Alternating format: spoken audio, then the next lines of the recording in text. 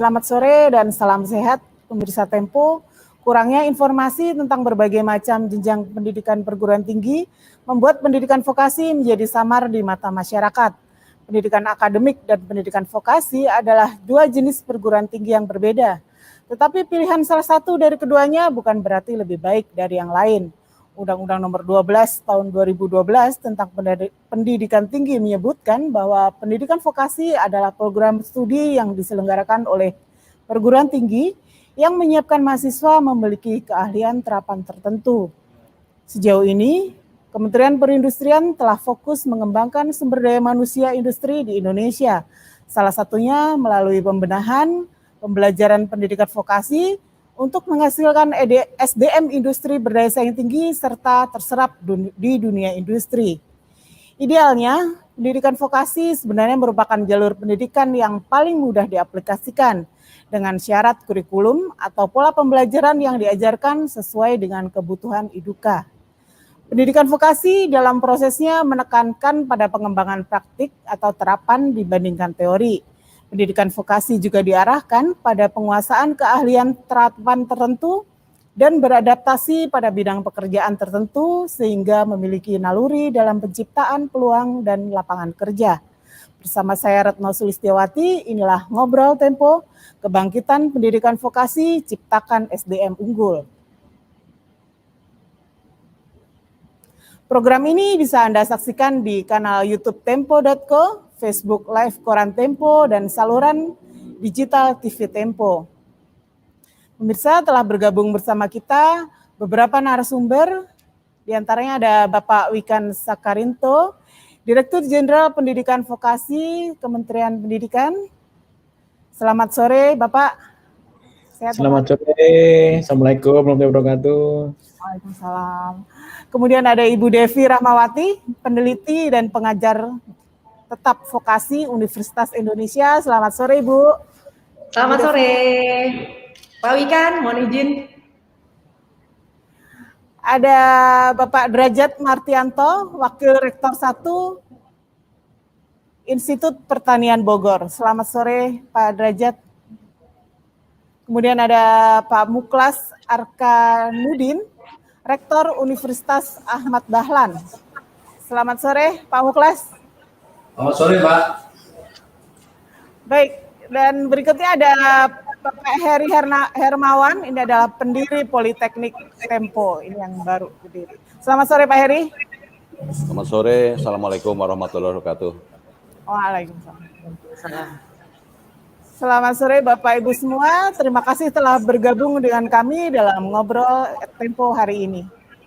Langsung saja kita mulai diskusi ini. Yang pertama kita akan ke Pak Wikan Sakarinto terlebih dahulu. Bapak, mungkin bisa dijelaskan bagaimana progres dari konsep pendidikan vokasi ini, update-nya apakah ada perkembangan dengan tentu konteksnya kebangkitan pendidikan kita gitu Pak.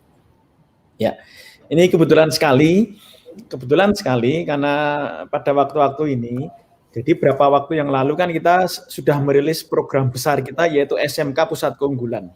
SMK Pusat Keunggulan.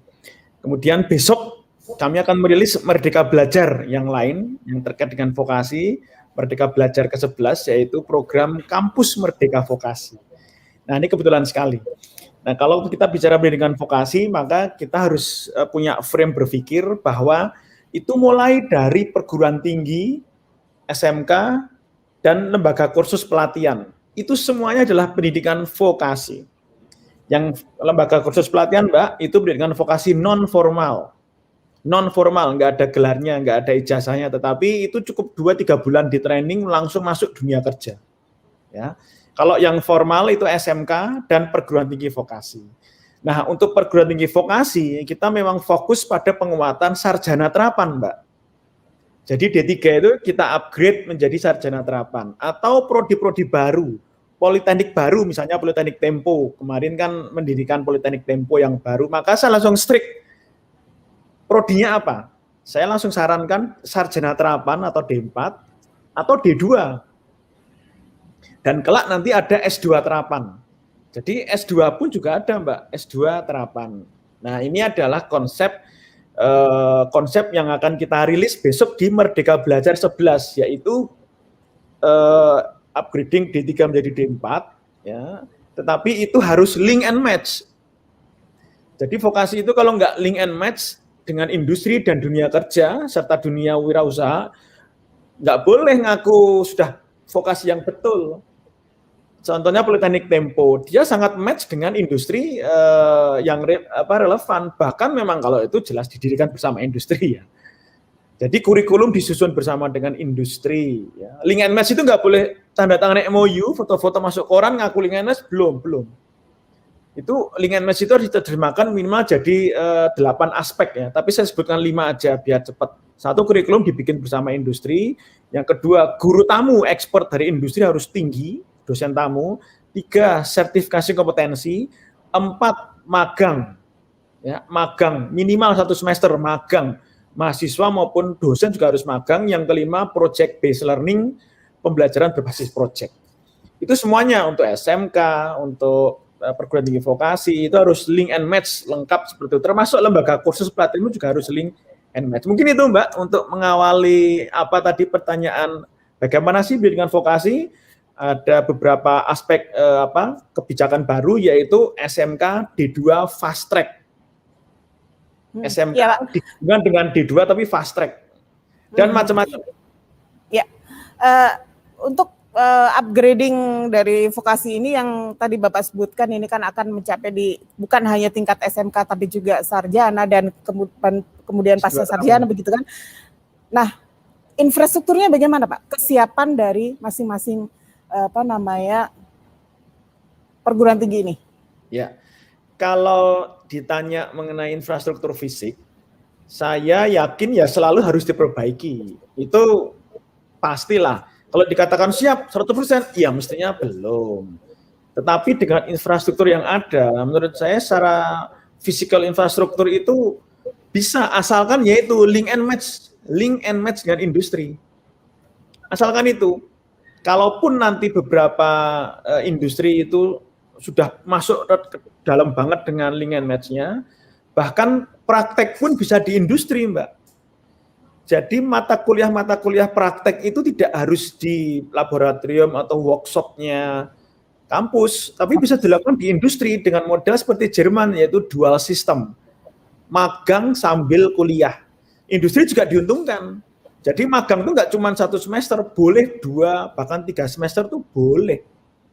Magang. Jadi selama 4 tahun atau 8 semester kan kalau D4 itu boleh semester 5, 6, 7 itu magang di industri.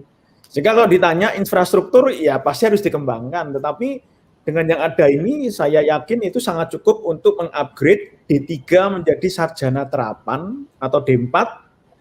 Kemudian di bawah D3 ini kita kuatkan D2 dengan model D2 fast track. Ini kita nikahkan dengan SMK. Jadi nanti ada sharing infrastruktur, sharing resource. SMK 3 tahun dengan D2 fast track 3 semester itu bisa sharing resource dan kita nikahkan juga dengan industri SMK D2 fast track. Jadi kalau ditanya infrastruktur, saya optimis. Harusnya kita siap, tapi memang iya harus terus kita perbaiki terus dengan pola link and match tadi.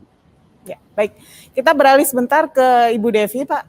Bu Devi, bagaimana kampus menilai upgrading dari konsep vokasi dari Kementerian Pendidikan Ibu? Justru Mbak, apa yang tadi disampaikan oleh Pak Wikan, ini satu hal yang memang ditunggu-tunggu oleh kampus. Kami sendiri misalnya sudah melakukan banyak studi yang memperkuat studi-studi lain yang memang menunjukkan kenapa program vokasi itu menjadi penting dan strategis saat ini. 2008-2009 ini belajar dari Eropa, negara-negara yang pada saat itu mengalami krisis seperti Italia, Portugal dan sebagainya itu kolaps karena usut punya usut ternyata mereka tidak seperti Austria misalnya atau Swiss yang bisa bertahan melalui krisis karena Austria, Swiss dan lain-lain itu lebih dahulu menekankan banyaknya pendidikan vokasi di negaranya sehingga para pekerjanya itu siap menghadapi berbagai tantangan industri pada saat itu yang sekarang ditambah dengan adanya pandemi tentu saja.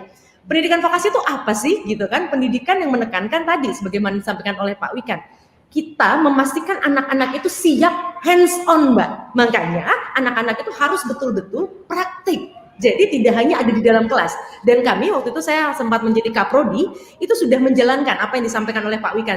Apa yang terjadi? Satu, industri happy. Betul sekali yang sampai Pak Wikan. Kenapa? Karena bagi mereka, kenapa selama ini industri kita itu sulit lepas landas? Karena ketika menerima calon pekerja, mau IPK-nya 5 sekalipun, mereka nggak siap dengan actual works yang dibutuhkan. Akhirnya apa? Industri harus kasih lagi training dulu. Jadi industri nggak bisa lepas landas. Nah, ketika para mahasiswa kami kemudian juga sekolahnya langsung di industri, bagi industri satu, mengurangi biaya untuk melakukan casting, Mbak.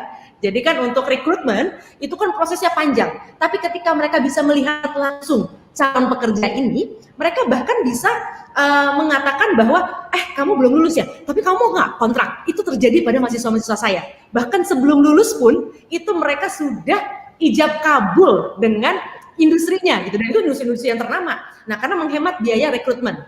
Yang kedua, bagi mahasiswa itu kelihatan sekali Mbak transisinya. Karena menurut data OECD dan sebagainya, apa sih problem ke depan itu yang dicari, skill apa sih? Ternyata yang paling problem adalah soft skill, Mbak. Karena persoalan teknikal itu sudah diselesaikan dengan robot. Begitu mereka ada di industri, Mbak, itu terlihat sekali transisi perubahan perilakunya. Karena mereka betul-betul melihat, oh yang dimaksud kebutuhan akan komunikasi itu ini loh kalau di kantor, yang disebut dengan teamwork itu seperti ini loh kalau di kantor, karena mereka betul-betul melakukan actual activity-nya. Karena jadi langsung praktek ya Bu ya, langsung praktek, banyak bayangkan porsinya. Kira-kira berapa porsinya? Akan ada perubahan porsi yang bagaimana gitu? Berapa porsi praktek dan berapa porsi di? Sudah lama kan itu ada namanya kurikulum 3-2-1. Jadi di kelas itu hanya 3 semester. Kalau kami waktu itu masih D3, tapi alhamdulillah berkat dorongan Pak Wikan sekarang kami juga sudah punya D4. Jadi dulu waktu semasa D3, saya menjadi kaprodi waktu itu di D3, 3 semester saja di kelas belajar dengan saya, dosen theoretical, tapi selebihnya dosen industri juga. 3 semester kemudian mereka sudah di industri. Jadi bahkan mereka sudah ikut itu rapat dengan para CEO. Kalau mereka memang ininya AE, misalnya account eksekutif atau PR, itu betul-betul langsung Mbak. Mentor di industrinya nggak pulang, mereka juga nggak pulang. Mentor industri jam 5 pagi sudah datang, mereka juga datang jam 5 pagi. Jadi denyut industri itu betul-betul mereka rasakan. Jadi kalau sebelumnya misalnya secara attitude mereka masih kurang santun misalnya, tidak tahu bagaimana cara menyampaikan pendapat misalnya, begitu balik dari industri itu kelihatan sekali transformasi mental mereka, Mbak. Baik, jadi langsung lepas landas ya Bu ya, tanpa training. Baik, kita geser dulu ke Pak Derajat Martianto dari IPB. Bapak mungkin bisa diceritakan di IPB bagaimana penerapan dari vokasi ini, Pak?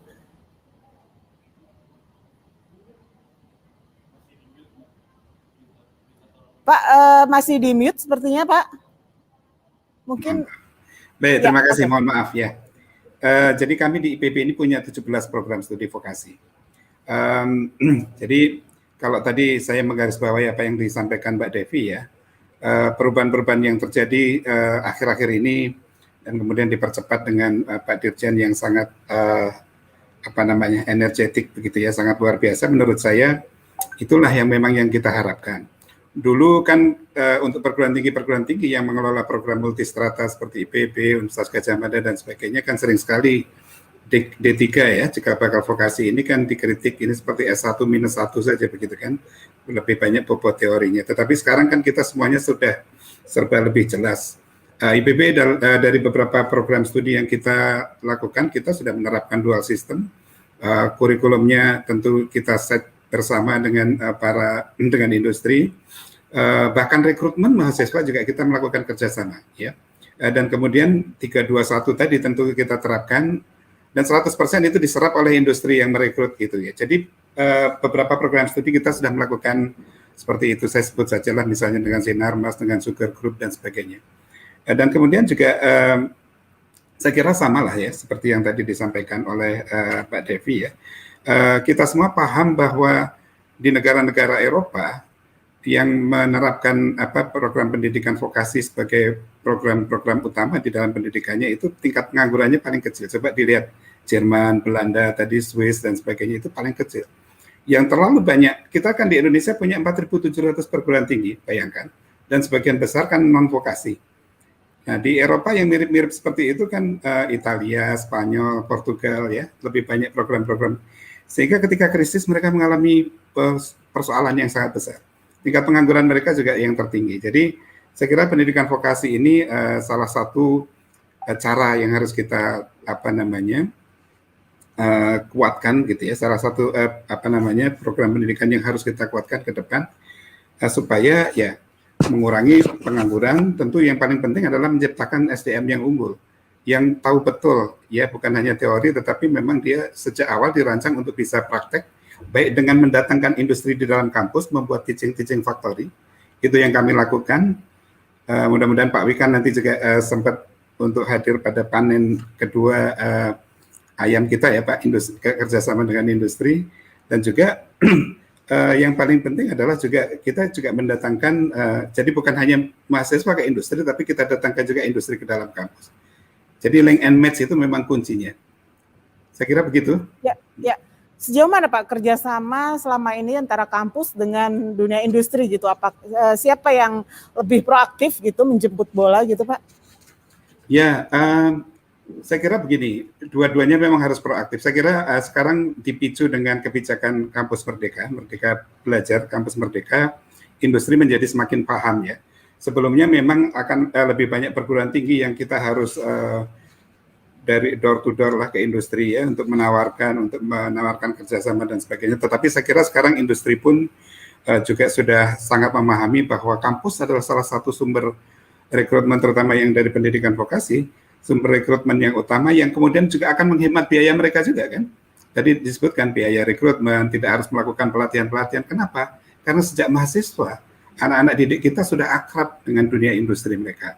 Nah tentu kita di kampus juga harus bekerja sama dengan industri, bukan hanya di dalam persoalan tadi, kurikulum, tapi juga bagaimana memperbaiki metode pembelajaran, sarana pembelajaran, dan sebagainya, yang itu juga menjadi sangat penting.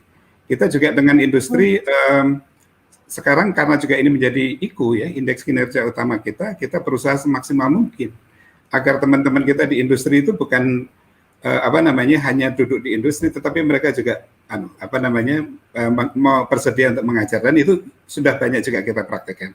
Termasuk juga kita mencoba untuk mengirimkan dosen-dosen kita melakukan retooling atau kerjasama dengan industri yang kemudian itu dibawa dalam proses pembelajaran. Jadi yang ada paling peningkatan nggak sih Pak tren pertumbuhan industri yang tertarik untuk jemput bola ke kampus-kampus ini? Ya, memang sebetulnya intensitas dari kegiatan ini kan ya kalau dibilang baru periode kedua Pak Jokowi ya, yang agak lebih lebih intens ya. Yes. Tetapi kami merasakan betul kepercayaan itu sudah mulai muncul. Dan itu yang menurut saya ini juga harus menjadi tanggung jawab perguruan tinggi ya, untuk kita bisa betul-betul ketika kita mencoba untuk link and match itu betul-betul ya tidak mengecewakan industri kan. Artinya kita komitmen dengan disiplin perguruan tinggi, dengan disiplin industri, seperti tadi dicontohkan Mbak Devi di industri mungkin jam kerja dan sebagainya itu tidak terlalu terikat seperti itu. Dunia seperti itu harus dialami oleh mahasiswa sejak mereka kuliah. Nah, jadi kalau pertanyaannya apakah trennya, kami punya statistiknya ya, artinya kerjasama itu semakin hari semakin banyak dengan industri.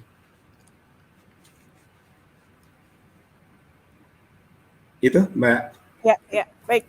Kita beralih dulu ke Pak Muklas Arkanuddin dari Universitas Ahmad Dahlan. Pak Muklas, bagaimana di Universitas Ahmad Dahlan sendiri, sejauh mana vokasi telah diterapkan dan bagaimana kerjasama dengan industri gitu Pak? Ya, terima kasih Mbak Retno. Jadi kami memiliki beberapa program vokasi dan karena kita meyakini bahwa vokasi tadi sebagaimana disampaikan oleh Bu Devi bahwa anak-anak vokasi itu kan harus banyak hands-on activity-nya, banyak prakteknya gitu ya. Jadi itulah kami di Wadi ini malah vokasi mewarnai yang akademiknya. Jadi ada kurikulum yang di dalam program-program akademik ini kemudian kita sisipi ya. kita embedkan di dalam kurikulum program-program akademik itu kompetensi vokasional. Karena ini menarik ya pendidikan vokasi ini. Ini kan juga untuk menyiapkan juga agar pendidikan akademik, karena kami di swasta, kadang-kadang keunggulan kami di teori itu bisa mengalami kesulitan ya untuk menciptakan mahasiswa lulusan program akademik yang memiliki keunggulan dari sisi analisis dan teoretiknya, maka kita berikan ada sisipan dari kompetensi vokasional.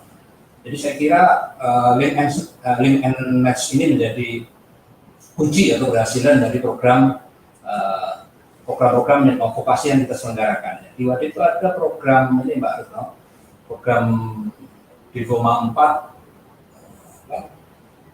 jasa makanan. Jadi bisnis jasa makanan. Jadi ini menarik sekali. Kita juga menjalin kerjasama dengan dunia usaha dan dunia industri, khususnya perhotelan dan juga dunia industri catering ya. Tanpa kerjasama dengan pihak industri, saya kira link and match bagaimana tadi disampaikan Pak Wikan dan juga Pak Wayer akademik ya dari IPB, itu kita akan sangat sulit ya menyiapkan anak-anak kita yang tadi syarat dengan hands-on activity. Oleh sebab itulah program tinggi yang mengelola vokasi termasuk Wadah ini kita menyiapkan paling tidak ada 4 hal yang kita siapkan kepada para mahasiswa kita. Pertama adalah mengkondisikan agar para mahasiswa itu bisa memiliki kebiasaan bekerja ya, di industri. Nah, ini juga sesuai dengan filsafat Rosser bahwa pendidikan kejuruan akan efektif ya jika dapat melatih seseorang dalam kebiasaan berpikir dan kerja seperti halnya pada lingkungan mereka di industri. Sebab itu kebiasaan kerja di industri ini kita berikan ya seefektif mungkin kepada mahasiswa kita, baik itu berupa budaya kerja seperti, jadi ada budaya kerja di perusahaan-perusahaan Jepang ya, kami mengunjungi beberapa perusahaan Jepang dengan ada budaya kerja Kaizen namanya ya. Ada ringkas, rapi, resik, rawat, dan rajin. Nah, ini budaya-budaya seperti ini kita tekankan kepada para mahasiswa.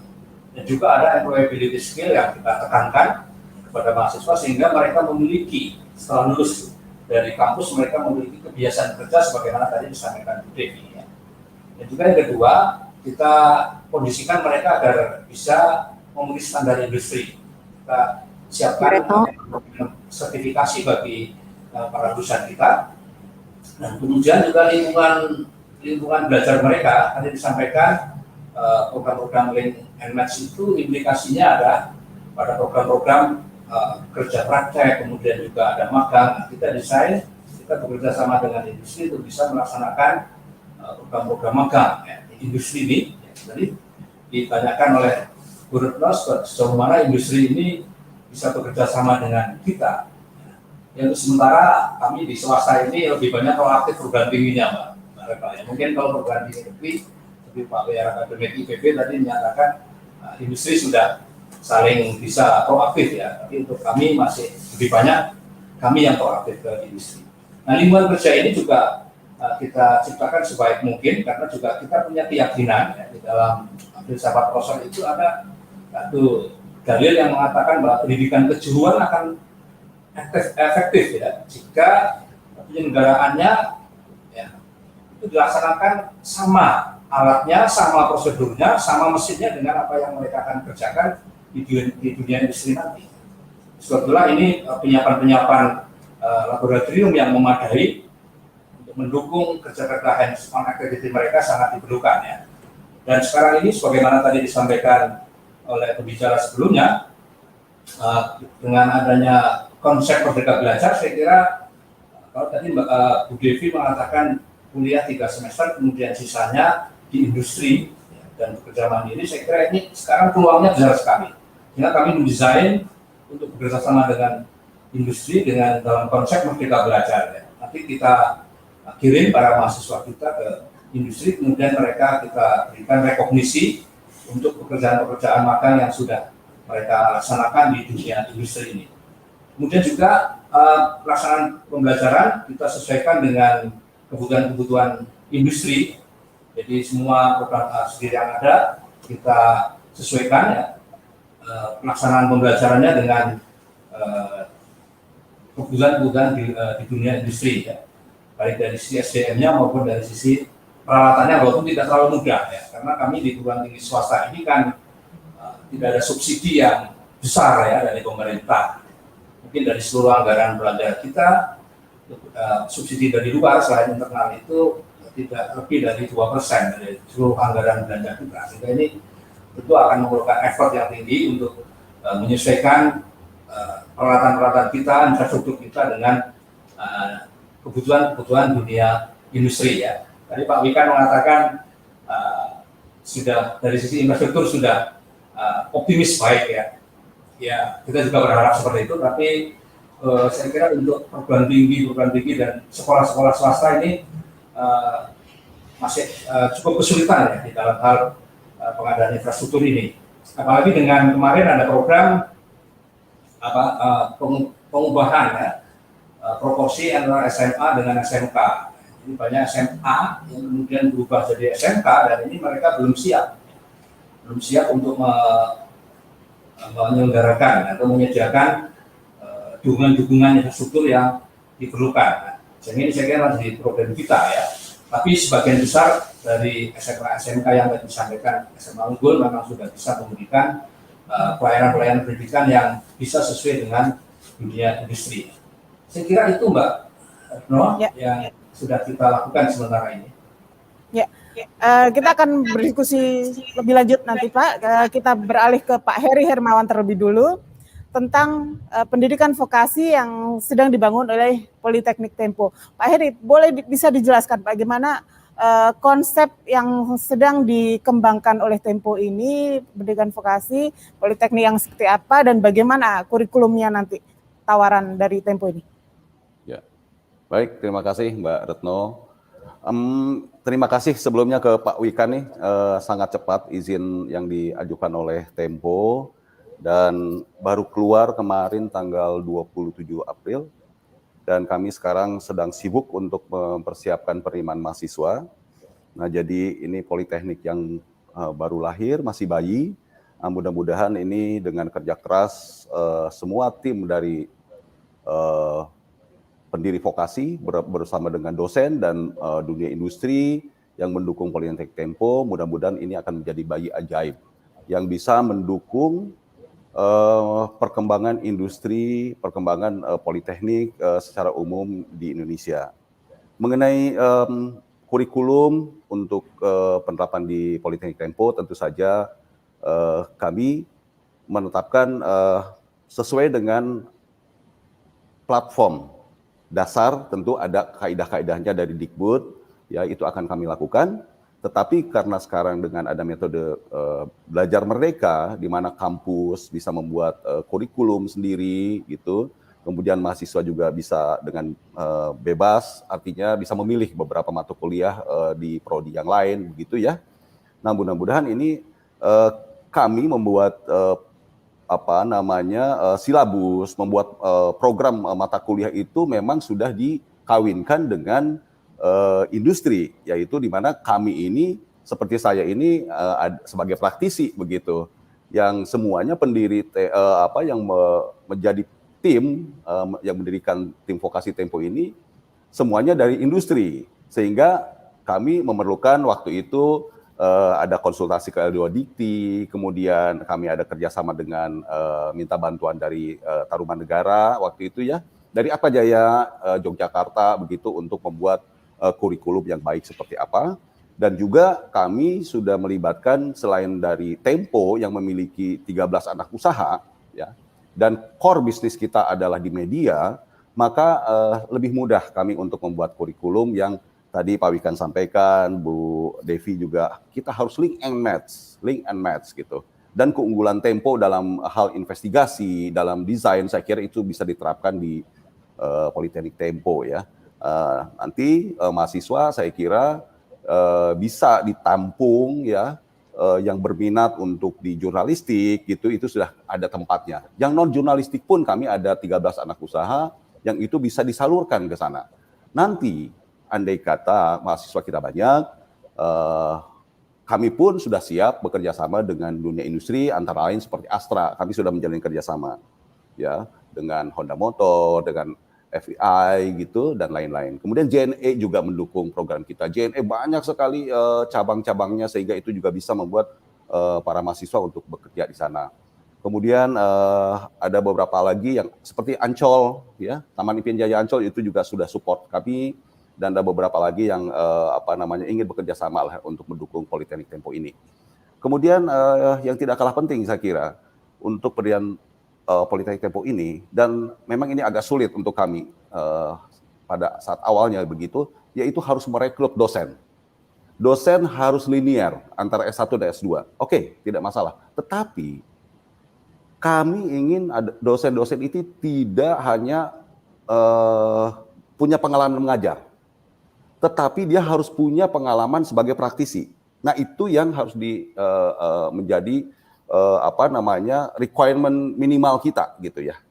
Dan alhamdulillah yang disyaratkan dari Dikbud itu sudah kami dapat penuhi semua, dan kami mendapatkan insya Allah dosen-dosen yang sangat bagus begitu ya, sangat bagus, lulusan dari perguruan tinggi yang baik, bekerjanya pun mereka di tempat yang saya lihat baik begitu, bagus, sehingga ini mudah-mudahan para dosen ini dalam memberikan pengajaran, dalam belajar mengajar itu bisa selain teori penting sekali saya kira ya, teori itu sebagai basis formula, kaidah-kaidah untuk konsep berpikir, pola berpikir. Nah, dipadukan dengan praktek-praktek praktisi mereka yang pernah bekerja sebagai profesional, itu saya kira akan luar biasa memberikan bekal kepada para mahasiswa. Kemudian kami walaupun nanti sudah normal lah begitu ya dari COVID ini, tetap akan memberlakukan sistem perkuliahan blended learning. Kenapa? Karena dengan blended learning saya kira itu akan lebih efisien gitu ya. Akan lebih efisien baik untuk sekolah maupun untuk mahasiswa. Juga aspek sosial seperti polusi, karena mereka mungkin harus pakai kendaraan ke kampus begitu ya, itu akan terkurangi. Nanti akan diatur berapa persen akan ke kampus, berapa persen dia akan di rumah, karena kita akan mengoptimalkan teknologi informasi, yaitu digital, kita coba kembangkan gitu ya. Kami sedang mempersiapkan bagaimana cara dosen nanti akan memberikan pelajaran dalam online begitu. Di samping ya nanti mereka bisa bekerja magang di perusahaan-perusahaan yang sudah kerjasama dengan Politeknik Tempo. Saya kira itu, Pak Heri, kita akan elaborasi lagi nanti tentang Politeknik Tempo. Kita harus ke Pak Wikan kembali. Satu pertanyaan lagi untuk Pak Wikan, Pak. Apa tantangan dari pendidikan vokasi ini, gitu, Pak, untuk menciptakan SDM yang unggul gitu, sehingga tadi yang disebutkan Bu Devi bisa langsung landing gitu di industri? Ya baik, saya coba explore ya. Yang pertama-tama tentunya saya berharap Politeknik Tempo segera bisa menjadi bayi ajaib gitu ya. Baru lahir langsung lari, bahkan kencang dan terbang. Tantangannya jelas, memang kalau industri mendirikan perguruan tinggi itu tantangannya harus comply dengan peraturan-peraturan akademik di perguruan di Kemendikbudristek. Dosen harus linear, kemudian nanti harus mengurus akreditasi, kurikulum, dan sebagainya. Memang ini tantangan industri yang berkenan masuk ke dunia pendidikan. Baik, ini saya doakan nanti kita dukung, semoga bisa menjadi Politeknik Tempo yang bayi ajaib. Baik, jadi gini Mbak, pendidikan vokasi itu kan nanti lulusannya BMW Mbak. BMW itu bukan merek mobil loh ya. B itu bekerja, M melanjutkan studi, W wirausaha. Jadi 3 itu, B bekerja, M melanjutkan studi, atau W wirausaha. Nah yang B itu ada B1, B2. B1 itu menjadi teknisi tetapi spesial, B2 itu menjadi manajer di lapangan. Jadi tidak hanya menjadi tukang. Nah, dari konsep itu, maka tantangan pendidikan vokasi harus punya kurikulum dan dosen mengajar yang bisa menciptakan lulusannya itu hands-on, mirip tadi Bu dosen menyampaikan hands-on, tetapi tangan itu bekerja tapi dengan pikiran, jadi thinking hand. Thinking hand itu hands-on, tetapi tidak kosong kreativitasnya, critical thinking-nya, soft skills-nya, karakter kepekerjaannya, kemampuan komunikasinya, teamwork, dan sebagainya. Nah, ini tantangan paling berat.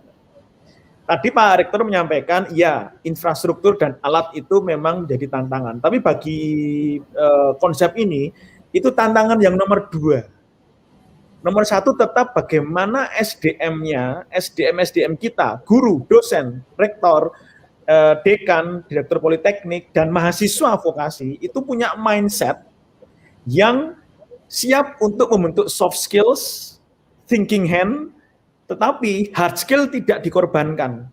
Karena di zaman dulu, vokasi itu terlalu kuat hard skill. Mindset-nya terlalu bentuk tukang. Oh, vokasi jadi tukang. Oh, pendidikan vokasi, dididik tukang. Kalau teknik mesin, diajarin ngikir gitu aja. 2 minggu full ngikir gitu. Ya, salah. Tapi ngikir itu nanti setelah hasrat hidupnya itu lengkap, mindset-nya visinya muncul, passion-nya, terutama passion. Mengapa memilih vokasi? Nah, ini tantangan paling berat itu ada di SDM-nya, termasuk calon mahasiswanya, termasuk orang tuanya. Mindset itu berat. Orang mesti mikir masuk S1 aja nanti dapat gelar, kalau nikah undangannya ada gelarnya. Lawang masuk vokasi itu juga ada gelarnya kok. D4 itu kan sarjana terapan gelarnya. Bahkan sampai ke S2 terapan juga bisa. Nah, mindset ini yang menjadi tantangan pertama. Nomor 2 memang sarpras, infrastruktur, alat, iya, itu jelas. Tetapi nomor 1 manusianya dulu. Bangunlah jiwanya, bangunlah badannya. Mirip Jepang dulu hancur di tahun 45, apa mereka punya alat? Mereka hancur, tapi manusianya nggak mau kalah, tetap berkreasi. Nah, itu yang ingin harus diciptakan dalam kurikulum kita. Thinking Hand, BMW.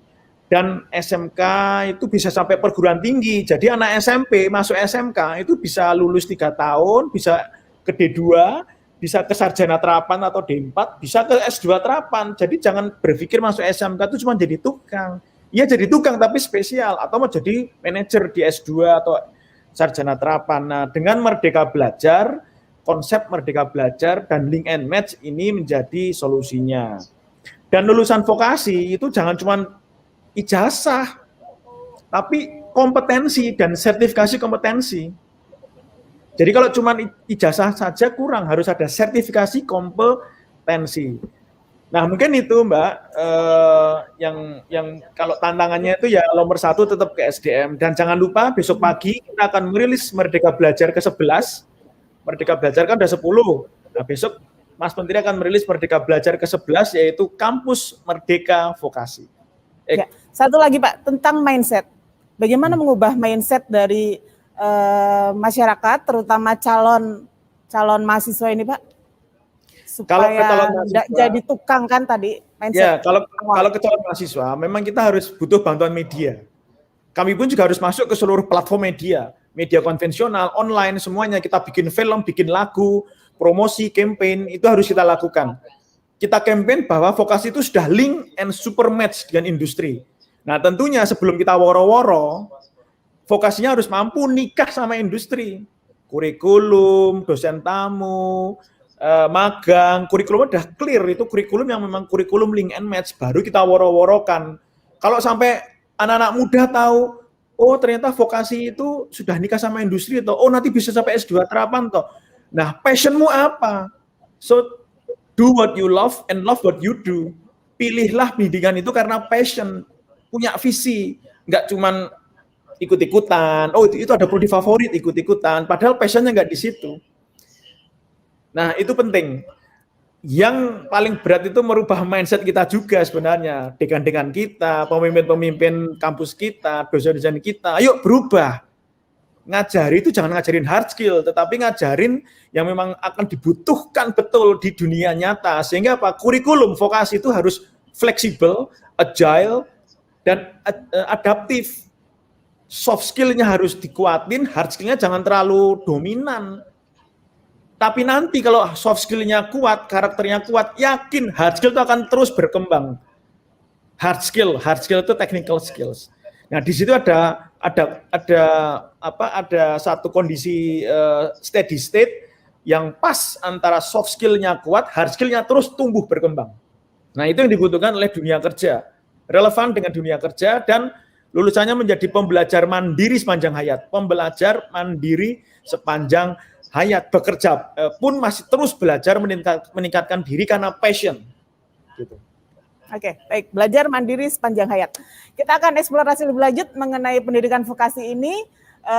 Jangan kemana-mana pemirsa, kita akan melanjutkan diskusi nanti setelah jeda berikut.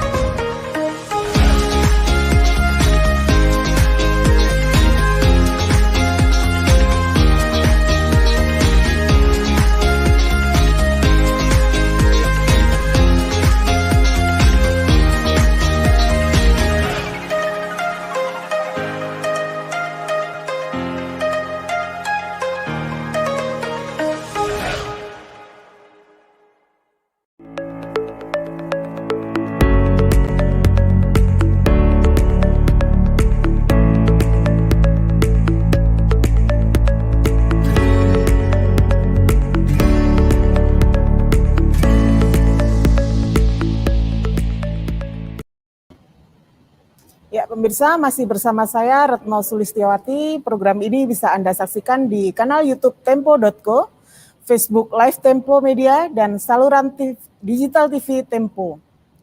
Kami memberi kesempatan kepada Anda, para pemirsa, untuk bertanya di kolom komentar yang tersedia di YouTube maupun di Facebook Live kami. Selanjutnya kita akan menuju ke Ibu Devi kembali. Ibu, tadi disebutkan sama Pak Dirjen, bagaimana mengubah mindset gitu kan. Sejauh ini bagaimana sebenarnya ketertarikan dari para calon mahasiswa untuk masuk ke ke sektor advokasi ini, sektor vokasi ini gitu? Menarik, Mbak. Dari data kami sendiri menunjukkan bahwa gini, sekolah vokasi ini kenapa menjadi penting dalam konteks pemberdayaan ekonomi nantinya, karena memang didik ini akan betul-betul siap gitu ya, mereka betul-betul siap karena mereka memang dari sistemnya saja tadi pengajarnya sudah praktisi. Seperti yang pengalaman kami misalnya ada kelas olah vokal dan presentasi, itu kami menghadirkan Reza Rahadian misalnya, bukan karena masalah beliau adalah aktor, tapi beliau aktor terbaik yang kemudian mengajar dalam durasi 3 jam, Mbak. Jadi bukan dosen tamu, dan beliau mengajar 14 pertemuan.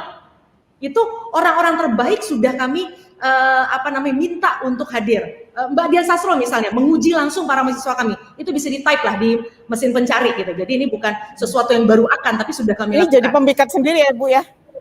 Oh ya, tapi gini. Poinnya adalah begini. Kenapa kami panggil 2 nama itu misalnya, salah satunya di antara nama-nama lain yang juga sama hebatnya, tapi karena mungkin bukan selebritis jadi agak beda dampaknya kan. Kalau ini karena selebritis semua orang tahu. Itu adalah mereka itu betul-betul berada di industri sehingga ilmu yang mereka sampaikan berbeda dengan yang saya sampaikan.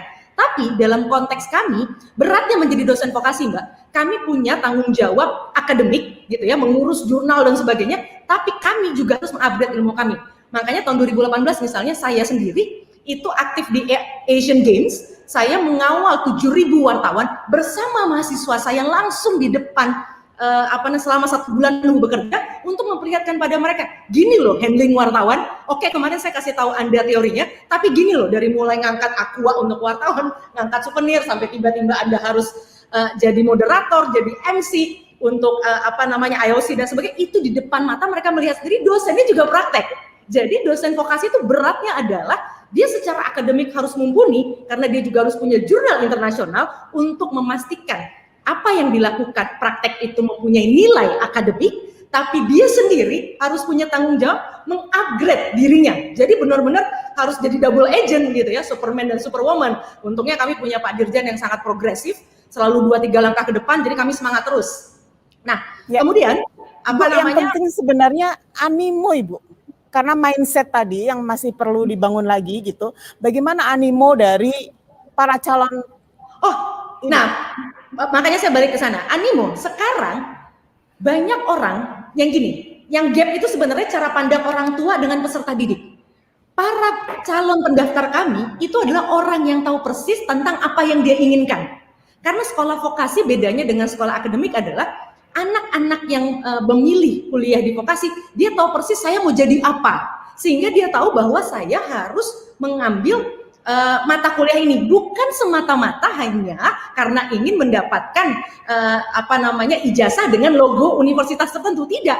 Makanya menarik, anak-anak dari sekolah-sekolah unggulan yang zaman dulu itu tidak mungkin memilih dunia vokasi, sekarang mereka berlomba-lomba masuk vokasi. Artinya apa? Vokasi itu adalah sekolah yang betul-betul memanusiakan manusia. Karena artinya apa? Kalau dia dari kecil sukanya adalah mewarnai rambut atau make up, dia akan mempertajam hobinya dia, minatnya dia dengan keterampilan yang nyata. Makanya kalau tadi bicara motivasi, biasanya anak-anak vokasi itu punya motivasi yang kuat. Kenapa? Karena berbasis dari sesuatu memang dia suka. Makanya ketika dia sekolah, dia akan sangat serius memperdalam ilmunya. Ditambah sekolahnya langsung praktek pula, ketemu dengan industri yang mumpuni walaupun di kelas, dan langsung terjun ke lapangan. Jadi ini membuat mereka menjadi sangat unggul sesuai dengan judul webinar kali ini. Baik, kita ke Pak Derajat. Pak Derajat, sejauh mana aplikasi dari vokasi di IPB itu sudah sesuai dengan keinginan industri gitu? Sejauh mana apa yang dibangun, vokasi yang telah dibangun itu memang unggul sesuai dengan nantinya kepentingan industri gitu? Ya, ya seperti tadi sudah saya sampaikan ya, Mbak Retno, bahwa dalam beberapa hal kita memang harus sangat erat dengan industri, bahkan dalam semua kegiatan dalam proses pendidikan di vokasi. Pertama kan bagaimana kita menyusun kurikulum. Kurikulum pendidikan vokasi itu tidak boleh lepas dari industri, dan itu yang kita lakukan. Bahkan bukan hanya beberapa kurikulum dalam program studi vokasi itu betul-betul tailor-made. Misalnya kita begini, kita punya program studi manajemen perkebunan. Kerjasama dengan salah satu perusahaan sawit, maka kurikulumnya agak condong ke sana dari sisi komoditi. Kami punya juga kerjasama dengan misalnya katakan Sugar Group di Lampung. Tentu ini hal yang berbeda. Kita harus luas yang tadi disampaikan Pak Dirjen itu ya. Tapi kan basis keilmuannya sama, itu basis keilmuan manajemen perkebunan. Nah, jadi itu kita lakukan. Kemudian kita mengembangkan juga program studi katakan peternakan. Kita bekerja sama dengan perusahaan yang multinasional lah ya.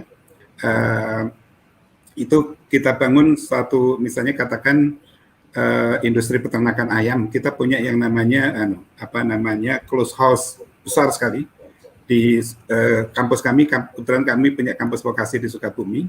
Itu betul-betul bekerja sama dengan industri, bahkan juga hasilnya pun diserap oleh industri itu. Jadi mereka melakukan supervisi, mendidik mahasiswa secara langsung. Mahasiswa betul-betul berada di dalam close house itu, mendapatkan ilmu dari orang-orang yang pengalamannya sudah puluhan tahun. Jadi itu kami lakukan, ya. Jadi tentu 17 program studi yang ada di IPB ini variasinya juga agak banyak. Nah, memang seperti yang tadi disampaikan, saya kira arah pendidikan vokasi yang sekarang kita membuat kita bergairah lah ya, betul-betul rasanya on the track betul, dan kemudian itu membuat kita juga melakukan banyak sekali perubahan. Ya, seperti yang tadi saya sampaikan. Perubahan yang paling mendasar tentu salah satunya kurikulum tadi yang link and match. Yang kedua memang yang paling berat itu adalah mengubah mindset. Saya sependapat sekali. Mindset bagaimana shifting dari pendidikan yang sifatnya akademik ke vokasi. Karena tadinya kan pendidikan vokasi di perguruan tinggi seperti UI, IPB, UGM itu kan dikelola juga oleh orang-orang akademik kan begitu kan ya. Yang tentunya harusnya berbeda. Nah, oleh karena itu kami melakukan begitu banyak pelatihan, dan bukan hanya itu. Dalam 2 tahun terakhir kita merekrut hampir 150 dosen yang relevan dengan pendidikan vokasi.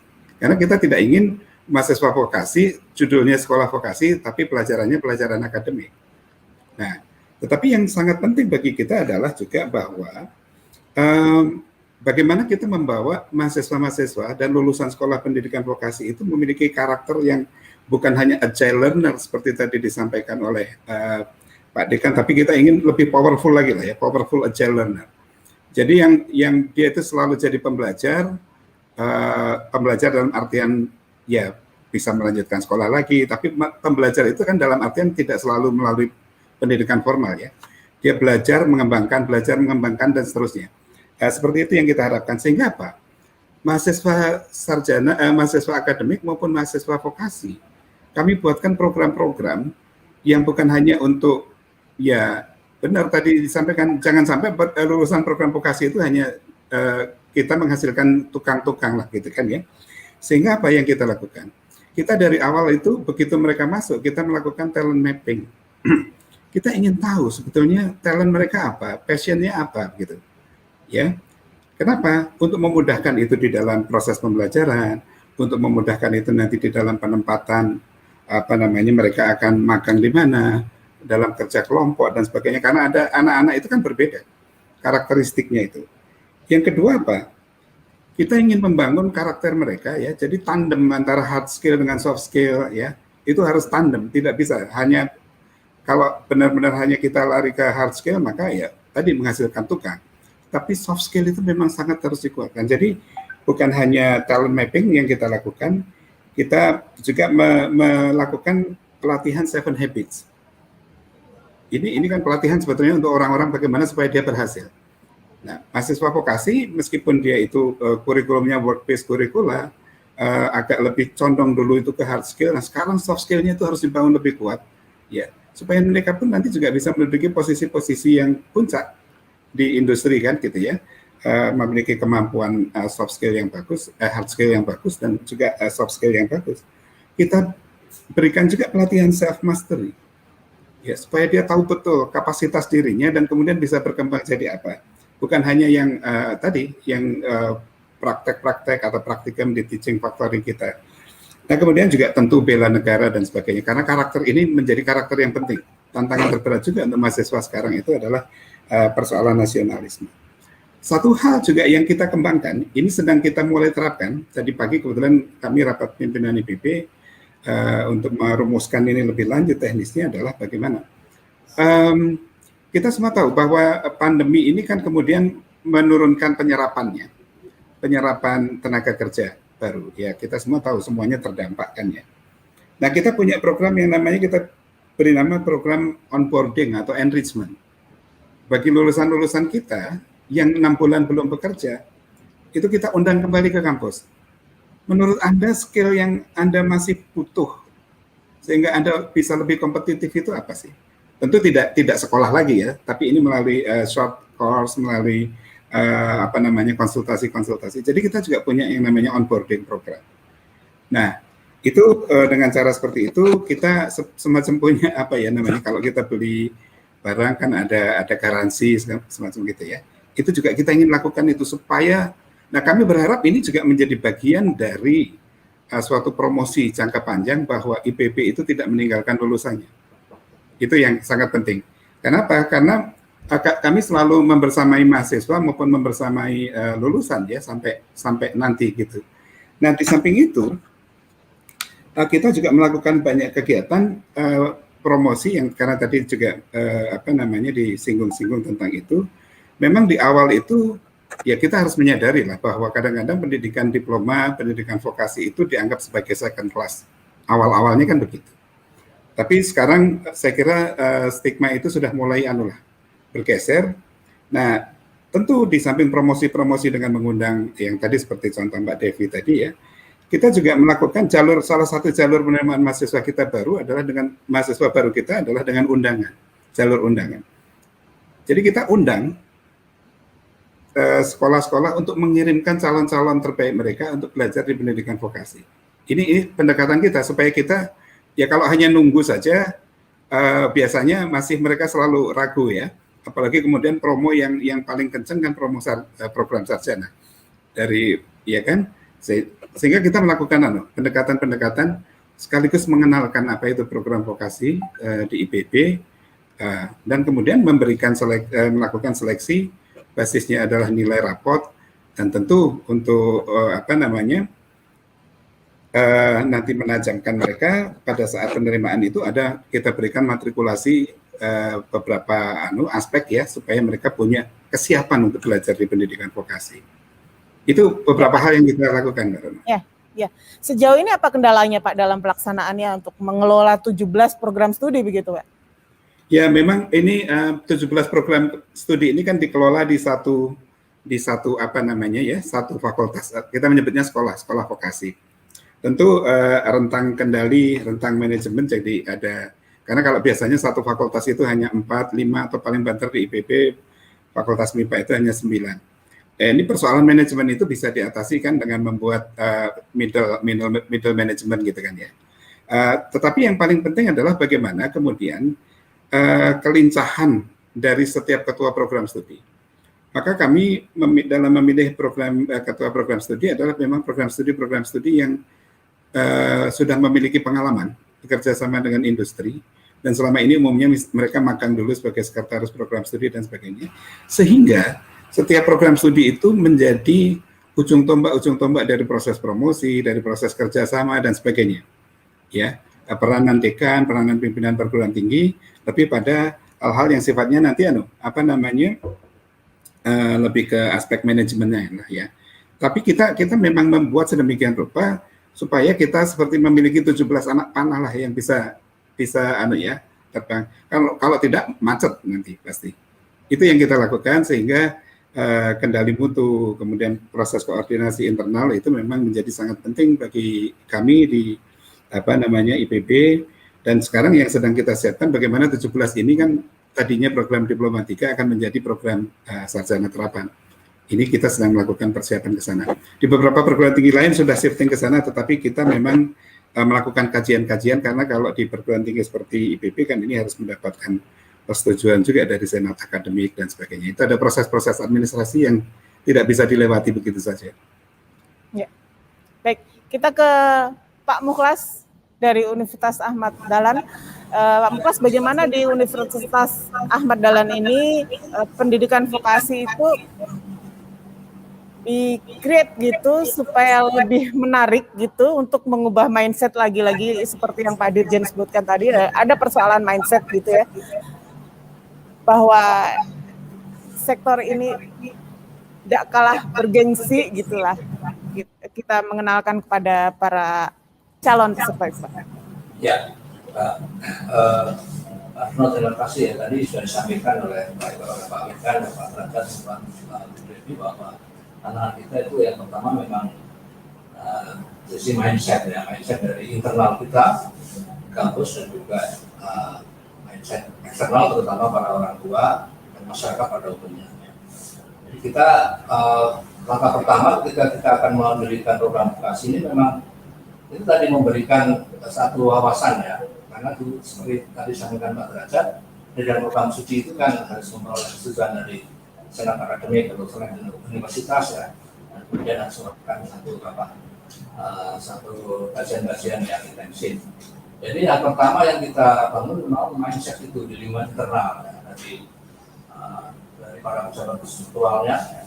Kemudian juga dari kalau tadi di IPB itu dihimpun di dalam satu fakultas ya, kita itu sekarang akan menggeser karena sementara ini program vokasi memang masih baru ya, program vokasi yang ada masih kita tempelkan di fakultas, jadi ini masih bergabung ya. Kita menyadari betul lah, tadi sudah disampaikan bahwa program pendidikan vokasi ini memang harus betul-betul terpisah ya, karena berbeda dengan akademik. Jadi jangan sampai kita menyelenggarakan program vokasi, tapi yang diajarkan itu sebetulnya program akademik.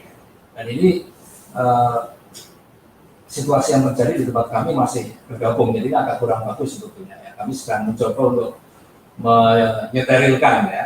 Jadi vokasi ini jangan sampai tercampur oleh akademik. Tadi saya sampaikan kalau pengalaman kami kalau akademik tercampur sedikit vokasi itu yang memberikan hal yang baik, tapi tidak sebaliknya ya. Jadi kalau vokasi ini kemudian bercampur dengan akademik sepertinya kurang baik. Nah ini yang sedang kita lakukan adalah menggeser nanti agar secara struktural nanti program-program vokasi yang kami selenggarakan bisa diimbun di dalam fakultas vokasi atau satu program tertentu ya, yang itu khusus untuk mengelola program pendidikan vokasi.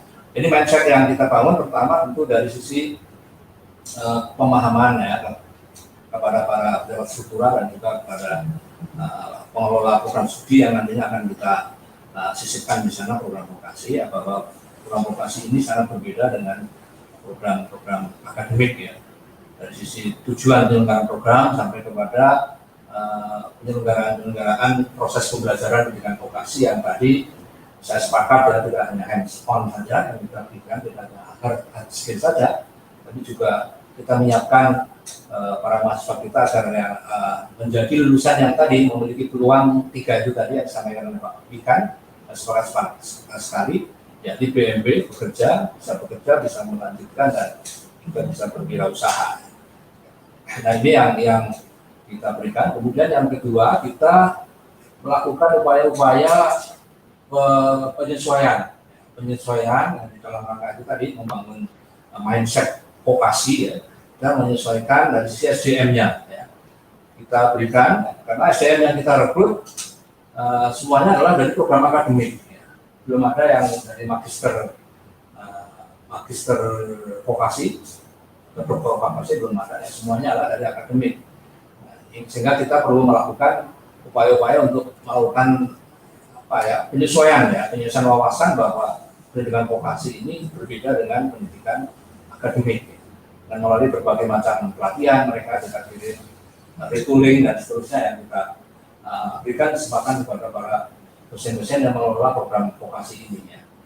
Terus sebagaimana tadi disampaikan Bu Devi ya, para dosen di program vokasi ini memang double garda ya dibandingkan dosen-dosen akademik. Kalau dosen-dosen akademik barangkali mereka indeks kinerjanya cukup diukur dengan menggunakan nilai kinerja sebagaimana yang sudah kita laksanakan ya.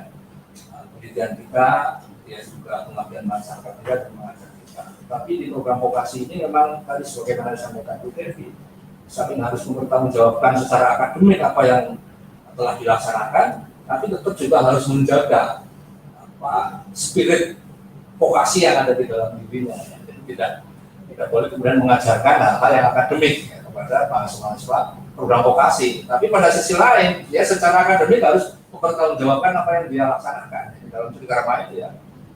Mereka juga punya kewajiban, Pak, untuk bisa melaksanakan publikasi di jurnal-jurnal berreputasi ya, sebagai bagian dari kegiatan akademik mereka. Tapi pada sisi lain, mindset ya, vokasi terus dikembangkan ya, jangan sampai lena sehingga pembelajaran dan juga aktivitas pelatihan yang dilaksanakan itu terlalu syarat dengan akademik. Nah, ini tantangan yang luar biasa bagi kami sebagai penyelenggara kegiatan program vokasi yang sebelumnya belum pernah menyelenggarakannya. Jadi dengan pengalaman seperti ini saya kira ini akan menjadi sangat baik dan sekarang sudah didukung banyak kebijakan ya, betul sebagaimana disampaikan Pak Derajat. Jadi sekarang ini ada spirit baru ya di perguruan tinggi termasuk kami di dalam mengembangkan program-program vokasi. Ya. Pak Ikan ini saya kira telah meletakkan dasar-dasar pengembangan vokasi yang sudah sangat on the right track ya. Dan kami mulai merasa nyaman di dalam mengelola pendidikan vokasi. Ya. Intinya kan jangan sampai kita mengeluh terlalu banyak. Gitu. Tapi sekarang ini saya kira kebijakan-kebijakan yang sudah dibuat oleh pemerintah, Direktorat Jenderal Vokasi, saya kira sudah sangat bisa membantu kami di dalam mengembangkan program pendidikan vokasi, terutama di dalam upaya-upaya kita menciptakan SDM yang unggul dalam bidang vokasi yang tantangannya luar biasa, sebagaimana tadi sudah kita dengarkan. Pak Retno, begitu? Ya, kita beralih ke Pak Heri. Pak Heri, apa sih sebenarnya target dari Politeknik Tempo gitu, Pak? Tadi Pak Dirjen menjelaskan bahwa kalau industri yang membangun ini pasti kemungkinan udah nyambung banget gitu, udah pasti dari sisi ada nilai plus lah ketika industri yang mengembangkan. Nah, Politeknik Tempo sendiri targetnya apa, Pak? Ya, terima kasih Mbak Retno. Target Politeknik Tempo sederhana tetapi berat untuk dilakukan, yaitu mencetak manusia biasa menjadi manusia luar biasa. Itu target kita. Luar biasa artinya apa? Kita harus mencetak lulusan dari Politeknik Tempo, insya Allah 4 tahun ke depan, itu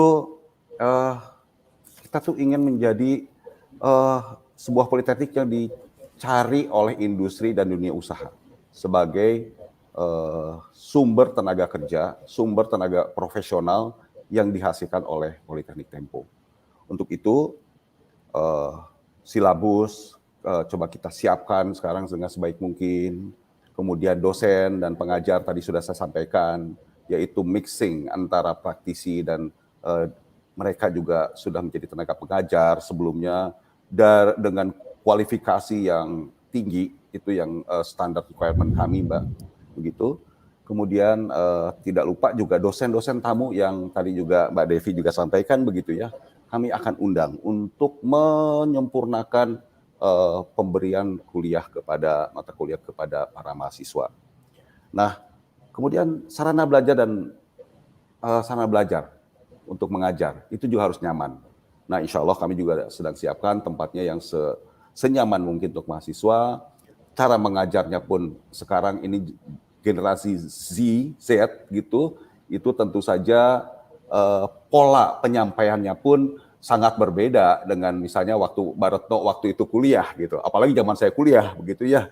Nah, itu sangat berbeda. Nah, itu juga dalam waktu 2 bulan, bulan Juli, Agustus, itu kami akan mentraining para dosen ini, karena kami akan mulai start pada tanggal 6 September, jadi masih ada waktu 2 bulan, Juli dan Agustus, bahkan persiapan dari mulai bulan Juni ini, kami akan mengexploring, mengkaji sedemikian rupa para dosen ini supaya siap nanti dalam memberikan pelajaran kepada para mahasiswa, begitu.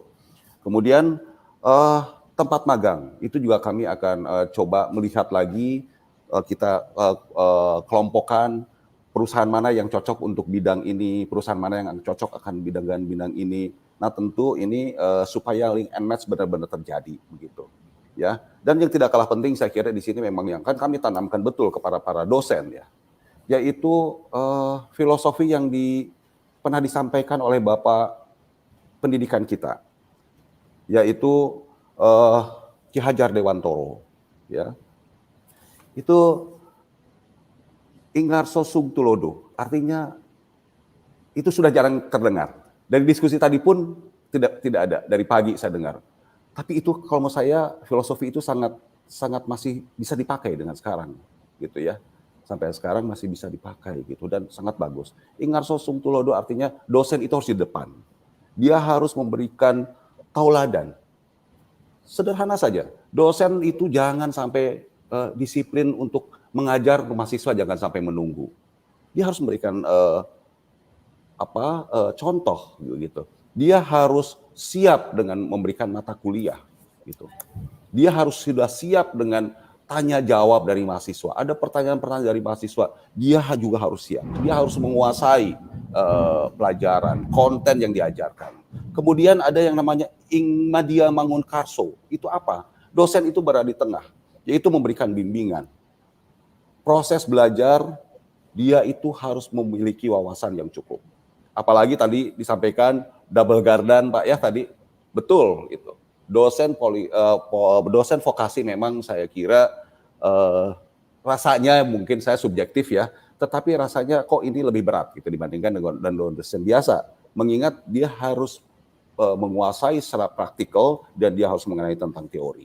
Jadi itu dia harus mempunyai wawasan yang cukup luas, harus belajar terus. Tadi BMW itu bukan hanya mahasiswa, tetapi dosen pun dituntut untuk itu. Kemudian dosen yang terakhir adalah menurut filosofi Ki Hajar Dewantoro adalah Tutwuri Handayani, yaitu di belakang.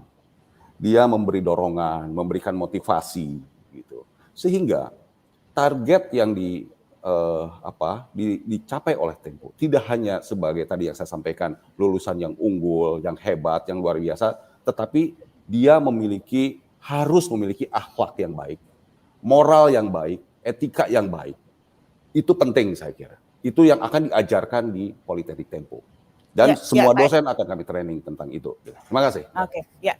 Pak Heri, mengingat vokasi ini dibangun oleh industri gitu, apakah akan memberikan ruang yang lebih gitu untuk praktek gitu, sehingga bayi ajaib yang tadi Bapak sebut tuh bisa langsung lari atau langsung terbang gitu, Pak? Pasti, Mbak. Karena kebetulan kita satu lokasi dengan Tempo, begitu, yang sangat mudah dijangkau oleh mahasiswa, dan kami sudah kerjasama dengan para direksi di Tempo untuk bisa menyerap calon-calon mahasiswa kita, juga dengan partner kita yang lain, dengan JNE, dengan Grup Astra saya sudah bicara untuk bagaimana mengembangkan pendidikan mahasiswa yang akan mereka bekerja di tempat masing-masing gitu Mbak. Oke, baik pemirsa, menarik sekali perbincangan kita dengan para narasumber. Kita akan melanjutkannya setelah jeda yang berikut.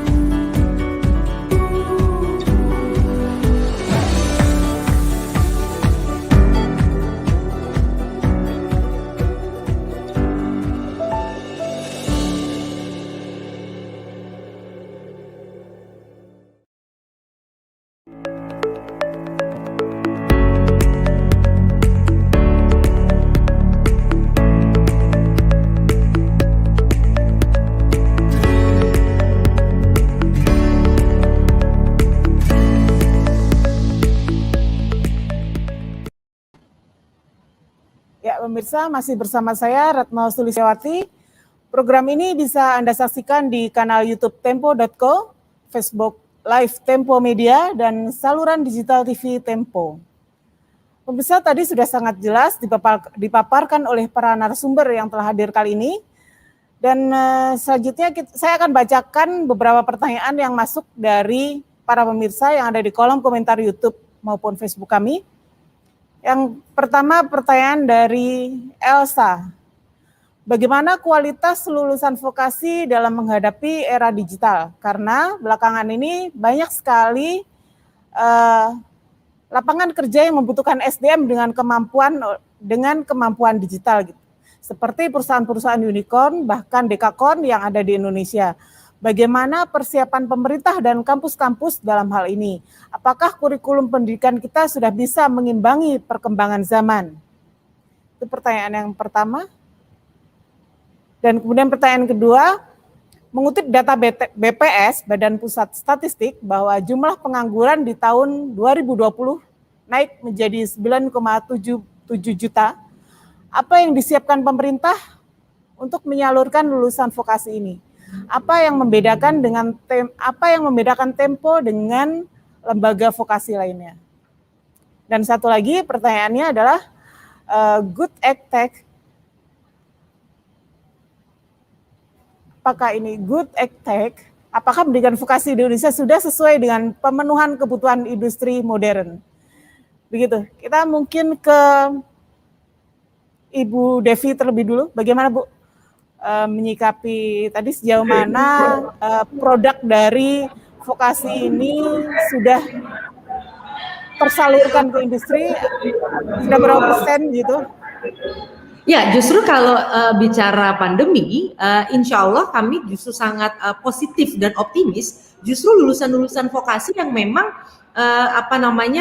siap untuk langsung membantu industri untuk bangkit dari keterpurukan ekonomi akibat pandemi.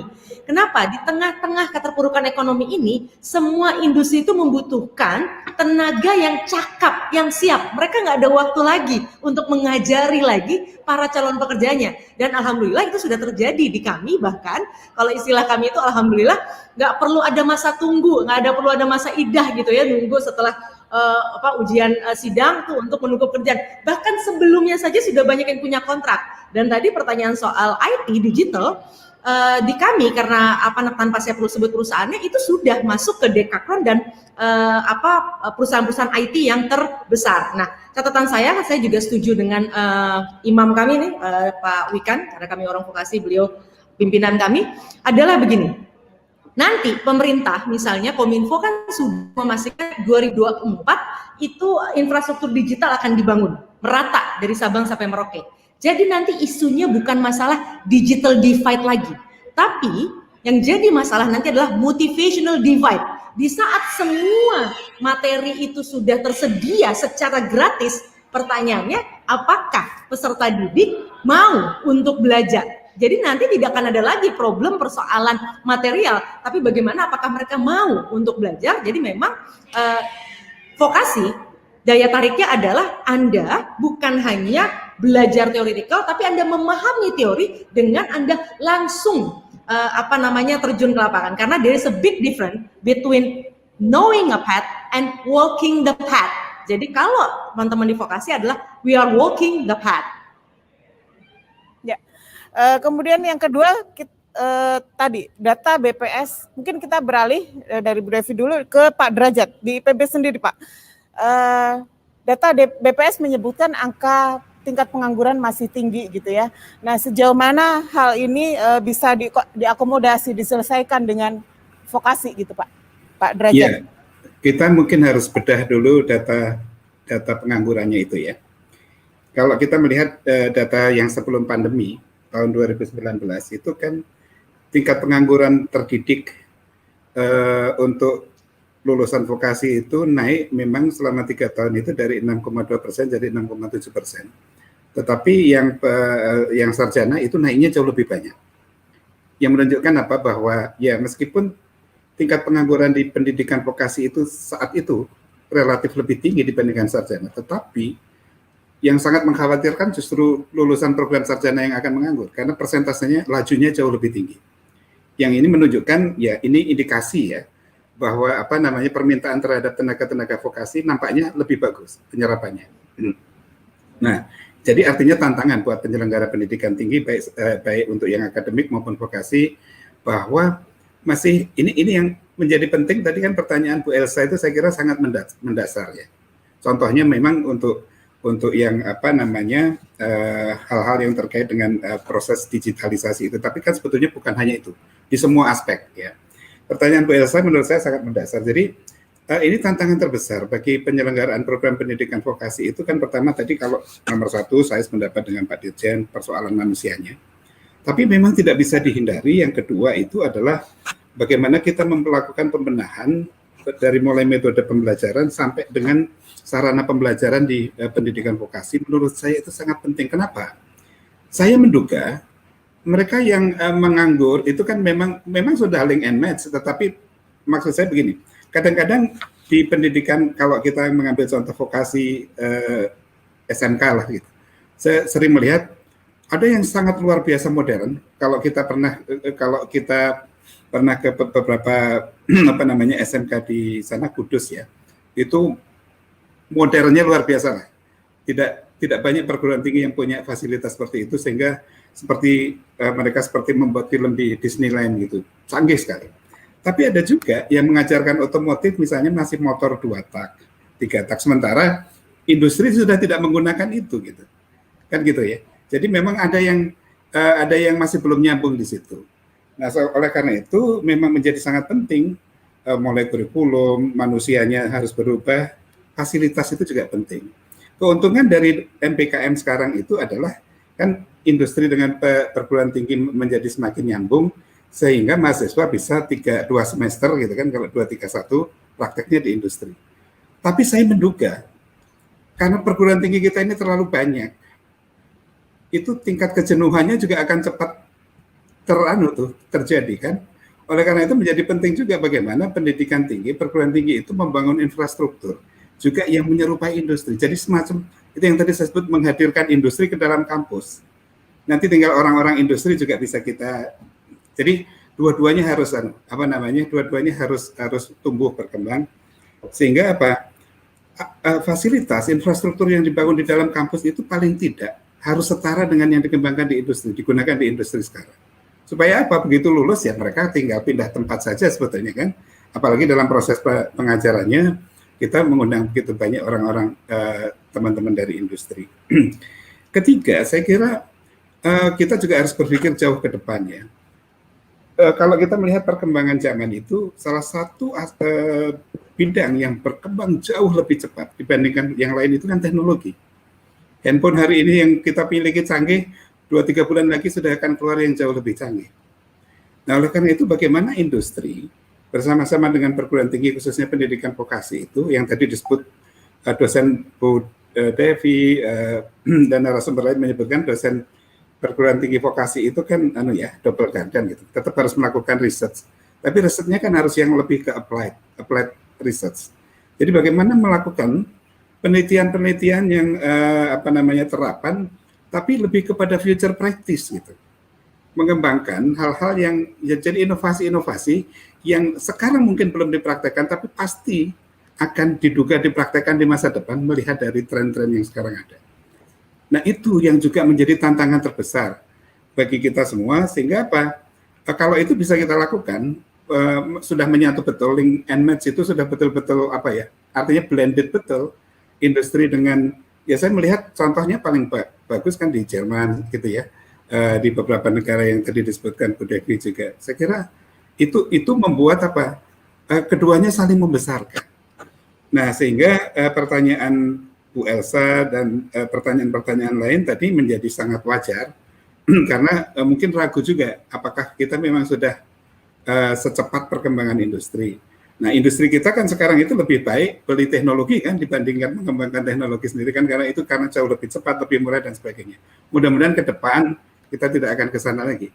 Kita juga mengembangkan industri-industri berbasis pada penciptaan atau inovasi-inovasi kita, kalau kemudian ada saling keterbukaan itu tadi. Nah, sekarang pintunya sudah dibuka nih melalui kebijakan-kebijakan pemerintah.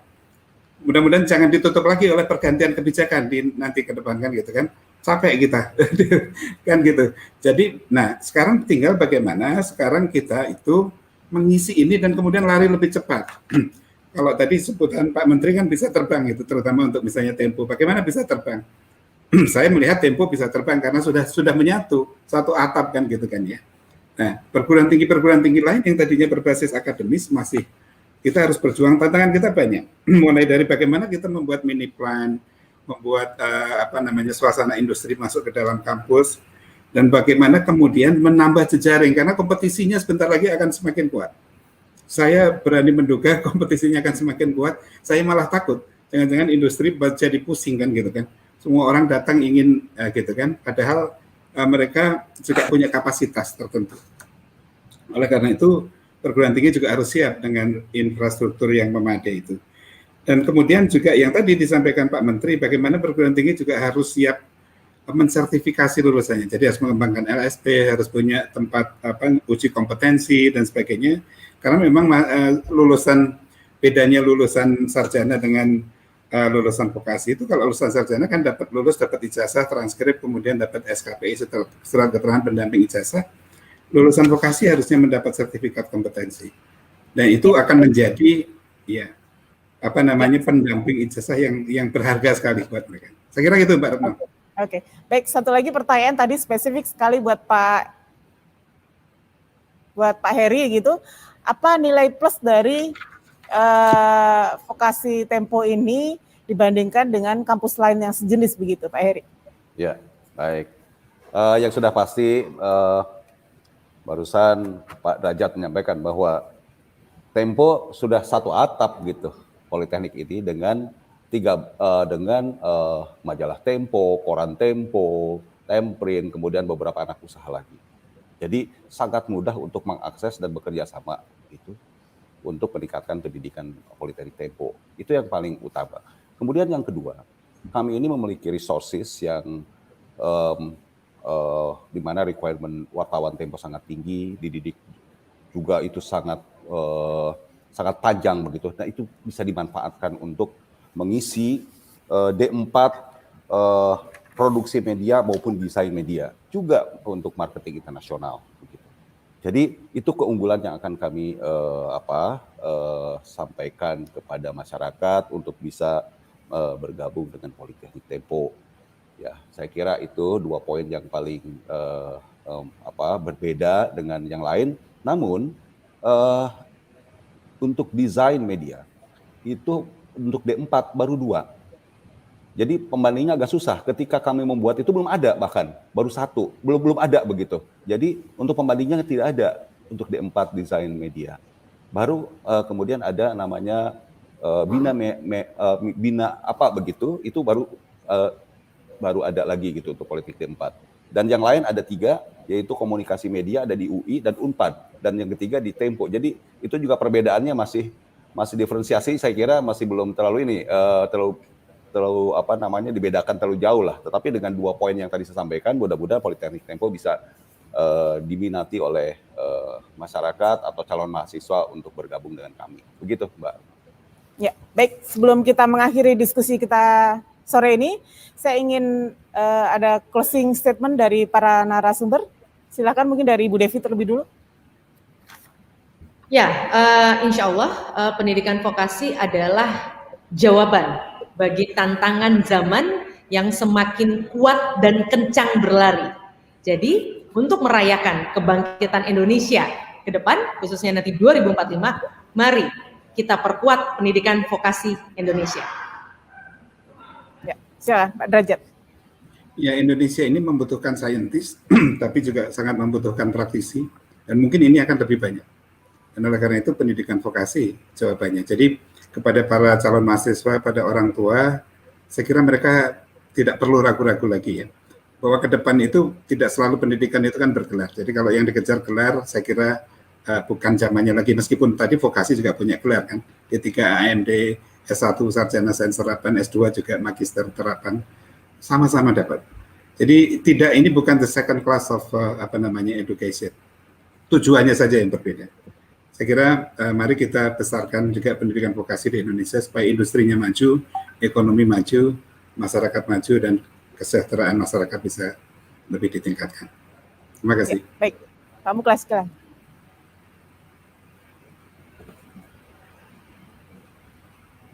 Masih di mute, Pak Muklas? Ya. Tahun 2045 kita akan menghadapi yang orang menyebutnya adalah bonus demografi, di mana struktur penduduk kita 60% lebih itu dari usia-usia produktif. Untuk itu, untuk bisa menyiapkan agar situasi tersebut betul-betul menjadi bonus dan bukan menjadi bencana demografi, maka kita siapkan melalui peningkatan SDM yang unggul pada program pendidikan vokasi. Pendidikan vokasi baik untuk kita semuanya.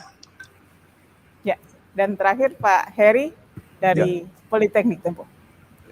Masyarakat saya kira masih banyak yang belum mengenal vokasi itu apa. Apa perbedaan antara politeknik atau vokasi dengan universitas, dengan institut begitu. Nah, sehingga saya kira alhamdulillah pada bulan Desember tahun 2019 kemarin dibentuklah Direktorat Vokasi ya yang dipimpin oleh Pak Wikan.